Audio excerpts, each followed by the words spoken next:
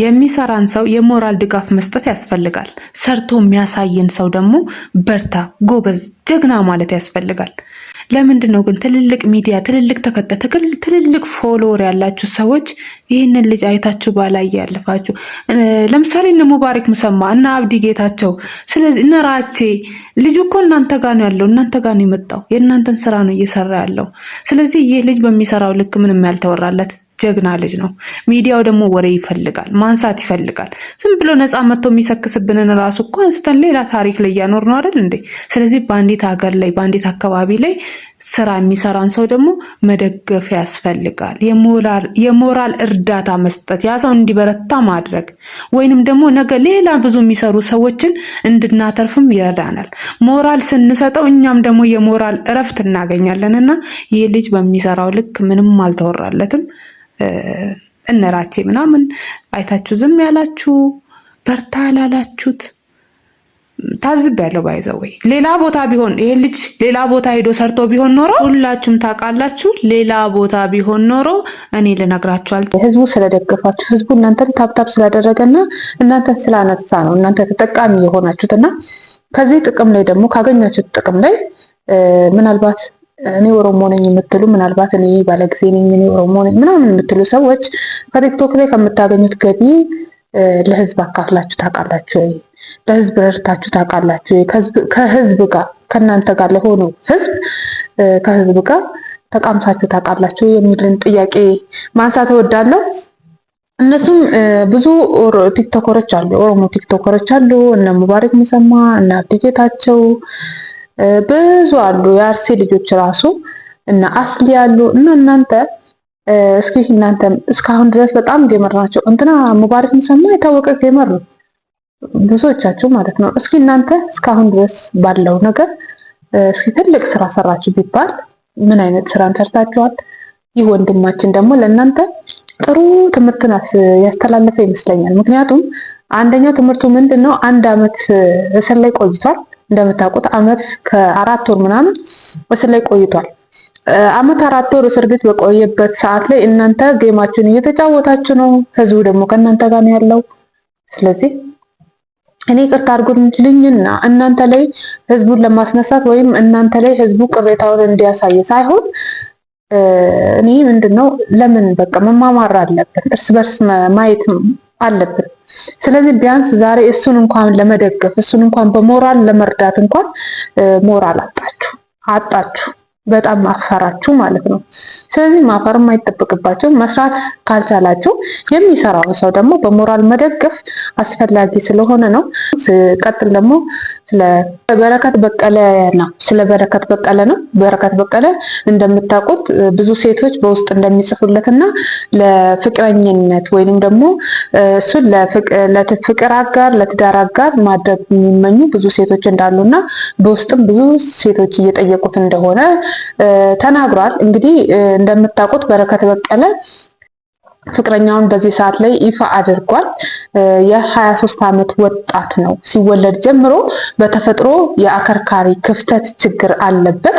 ይህ ህመም ሽንትንና አይን ምድርን መቆጣጠር የማያስችል ህመም ነው። ወንድማችን በረከት ከህፃንነቱ ጀምሮ የዚህ ችግር ሰለባ ነው። ይህንን ችግር ለመቅረፍ ብዙ ህክምናዎችን ቢያደርግም ከችግሩ ተገላግሎ እረፍት የሚሰጠው ህክምና እስካሁን ዓለም ላይ ስለሌለ ከዚህ ህመም ጋር መታገል አማራጭ የሌለው የህይወት ጉዞ ሆኖበታል ይላል። የዛሬ 7 ወር አካባቢ በኢቢኤስ ቴሌቪዥን ጣቢያ ላይ 2030 በሚባል ፕሮግራም ላይ ቀርቦ ይህንን ችግር እየተቋቋመ ያለው በዳይፐር መሆኑን ገልጾ የዳይፐር ድጋፍ እንዲደረግለት በመላው ዓለም የሚገኙ ደጋግ ልብ ያላቸው ኢትዮጵያንን ጠይቆ ነበር። የወገኔ ችግር የኔም ችግር ነው የሚሉ ቀና ደጋግ ልብ ያላቸው ኢትዮጵያውያን የዳይፐር ችግሩን ለመቅረፍ ተረባርበው $25,000 አሰባስበውለትም ነበረ። ከእሱም በተጨማሪ ዳይፐር ገዝተው የላኩለት አሁን ላይ አንድ ሙሉ ክፍል ዳይፐር እንዳለው ገልጿል። በረከት በቀለ የዛሬ 8 ወር አካባቢ ይህ ችግር እንዳለበት በቲክቶክ ከመናገሩ በኋላ በወሩ ነበር ኢቢኤስ ቴሌቪዥን ያቀረበው። የዛኔ የነርሲንግ ጎበዝ ተማሪ እንደሆነ፣ ዝቅተኛው ውጤት ኤ እንደሆነ፣ ከፍተኛው ውጤት ደግሞ ኤ ፕላስ እንደሆነ ተናግሮ እንደነበረ ይታወቃል። ትናንትና በድጋሚ ትምህርቱን ጨርሶ በመመረቁ ምክንያት ከ7 ወር በኋላ በኢቢኤስ ቴሌቪዥን ቀርቦ ነበረ።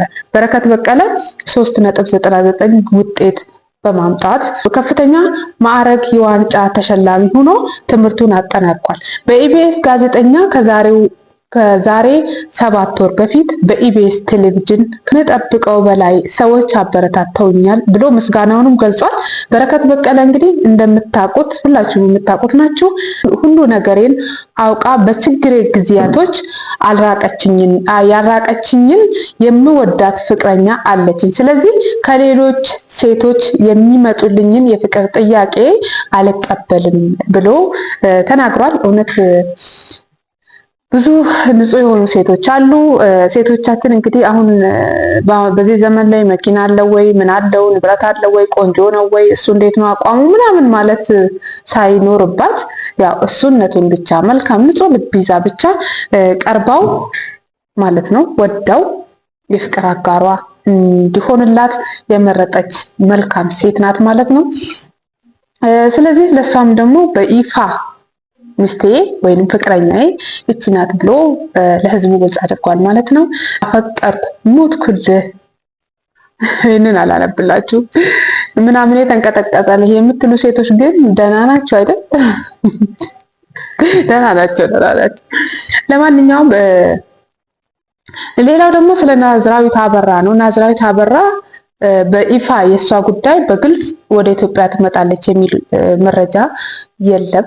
እንደምታውቁት ምናልባት ነው እድሉ ይደርሳት ይችላል የሚል ነው እንጂ ሰዎች እየተነጋገሩ ያሉት ወይንም ደግሞ የወጣው ነገር እንደዛ ነው እንጂ ምናልባት በዚህ በወጣው አዋጅ ላይ እስረኞችን ወይንም ታራሚዎችን የመለዋወጥ ሂደት ላይ ምናልባት እሷ ናዝራዊትም ወደ ኢትዮጵያ መታ ሌላ በሷ ምትክ ደግሞ የቻይና ዜጋ የሆነ ወደ ሀገሩ ሂዶ የእስር ቅጣቱን እዛ እንደሚጨርስ በቻይና ሀገር የታሰሩ ኢትዮጵያኖችን ደግሞ የእስር ቅጣታቸውን ወይንም እርማታቸውን አገራቸው ላይ ሆነው እንዲጨርሱ በተደረገበት ሂደት ላይ ናዝራዊት አበራ እንደምታውቁት ናዝራዊት አበራ ከኢትዮጵያ ወደ ቻይና በምትሄድ ጊዜ ጓደኛዋ አደገኛ የሚባል ህጽን እንድትይዝላት ማለትም በሌላ አይነት ጉዞ ላይ በምንቀባበለው አይነት አድርጋ ሰጣታለች ማለት ነው። እቺ ናዝራዊት አበራ ደግሞ ባለማወቅ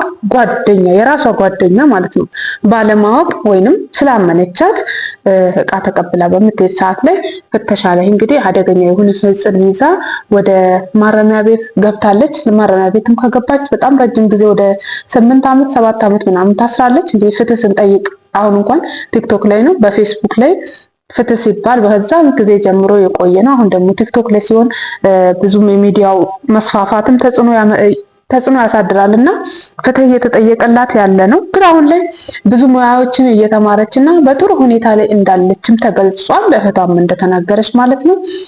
ግን አሁን ላይ በወጣ አዋጅ ናዝራዊት አበራ በግልጽ ኢትዮጵያ ትመጣለች፣ መታ ኢትዮጵያ ላይ እርማታን ትጨርሳለች ሳይሆን አሁን ላይ ባለው አዋጅ ምናልባት ይሄ እድል ለሷም ሊፈጠር ይችላል በሚል ነው ሰው ግን በብዛት እየተነጋገረበት ያለው ወይንም በብዛት መረጃውን በተሳሳተ መንገድ የወሰደው ምንድነው ናዝራዊት አበራ ወደ ኢትዮጵያ ትመጣለች በእርግጠኝነት ብሎ ነው እያወሩ ያሉት። ግን በእርግጠኝነት ሳይሆን ምናልባት ይሄ አዋጅ ከወጣ በኋላ ናዝራዊት አበራ በቻይና ተለዋጭ ሆና እስሯን ወይንም እርማቷን ኢትዮጵያ ውስጥ እንድትጨርስ ሊሆን ይችላል ነው እንግዲህ የኛም መልካም ምኞታችን ነው። ናዝራዊት አበራ እንደው እርማቷን ወደ ኢትዮጵያ ብትመጣና ያው ኢትዮጵያ ላይ ደግሞ እስርተኛ ያው ቤተሰብ ሄዶ ይጠይቃል ያያል በሳምንት አንዴ ምናምን እና ይሄ እድል ስላለ እሷም ደግሞ መታ ኢትዮጵያ ላይ እርማታውን እዚሁ ብትጨርስ ደስ ይለናል። ስለዚህ በእርግጠኝነት ሳይሆን ይሄ እድል ለእሷም ጥሩ እድልን ያመጣል በሚለው ይስተካከል ማለት ነው። ናዝራዊት እስከምንመለስ ድረስ መልካም ጊዜ እላለሁኝ። ቻናሉን ሰብስክራይብ አድርጉ፣ ቪዲዮ ላይክ በማድረግ ከጎኔ እንድትሆኑ እጠይቃለሁ። አመሰግናለሁ።